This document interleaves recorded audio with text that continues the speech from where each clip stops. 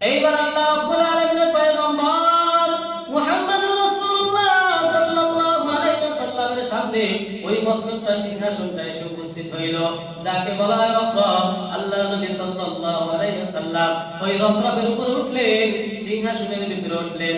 যখন এই রফরফের ভিতরে উঠে বসলেন, এইবার রফরফটা কিনে আরো উপরের দিকে উঠতে চলতে লাগলো। এত ক্ষিপ্ত গতিতে চলতে লাগলো, আগে যে ঘোড়াটা ছিল তার চাইতে আরো দ্রুতগামী। চলতে চলতে অনেক পথ অতিক্রম করলো, বিশাল বিশাল এলাকাগুলো তিনি অতিক্রম কইরা ফলাইলেন। এর ভিতরে আল্লাহ রাসূল সাল্লাল্লাহু আলাইহি ওয়াসাল্লাম আল্লাহ তাআলার অনেক নিদর্শন দেখেছেন, বিভিন্ন ফেরেশতাদেরকে দেখেছেন, অনেক বড় বড় ফেরেশতাদেরকে দেখেছেন যারা বিভিন্ন দায়িত্বে নিয়োজিত রয়েছে।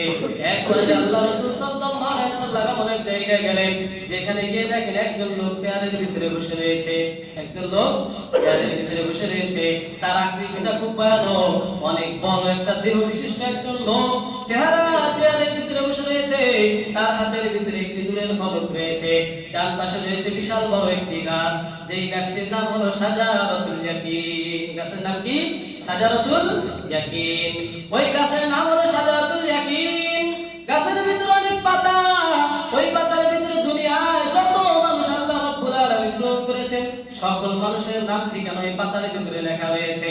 এইবার আল্লাহ নবী তাকায় দেখে চেয়ারে বসা ব্যক্তিটা তার হাতের নূরের ফলকের দিকে একবার তাকায়, আবার গাছের পাতার দিকে একবার তাকায়। এত মনোযোগ দিয়ে তাকাইতেছেন, আমার নবী তাকে সালাম দিলেন। মুখ দিয়ে সালামের কোনো জবাব দিলেন না, মাথা নাড়ায় সালামের জবাব দিলেন। আল্লাহ নবী বড় অবাক হয়ে গেলেন। ওই লোকটার দিকে নবী আমার তাকায় রয়েছেন। কিছুক্ষণ পর কি যেন মনে করিয়া চেয়ারে বসা লোকটি মাথাটা একটু উঠাইলেন। দয়ার নবী দেখে ভয় পেয়ে গেল, কি বিশাল আকৃতি, কি ভয়ানক চেহারা। এইবার নবীকে ডাক দেওয়া বলে, নবী গো, আপনার মেয়েরা শুভ হোক, আপনার এই যাত্রা শুভ হোক, এই সফর আপনার জন্য এবং আপনার উম্মতের জন্য কল্যাণময় হোক। বলেন সুবহানাল্লাহ। এই লোকের ব্যবহার দেখিয়া আল্লাহ নবী মুগ্ধ হয়ে গেলেন, তার ভয় কিছুটা কেটে গেল। ইনি হলেন আজরাইল আলাইহিস সালাতু ওয়াস সালাম। ইনি কে? আজরাইল আলাইহিস সালাতু ওয়াস সালাম। এইবার আল্লাহ রাব্বুল আলামিনের পয়গম্বরের মন থেকে যখন ভয় চলে গেল, আল্লাহর পয়গম্বর আজরাইল আলাইহিস সালাতু ওয়াস সালামকে দুইটা প্রশ্ন করলেন। কয়টা? আওয়াজ দিয়ে বলেন কয়টা? কথা বুঝতেছেন কিনা? তাহলে কয়টা প্রশ্ন করলেন? দুইটা প্রশ্ন করলেন।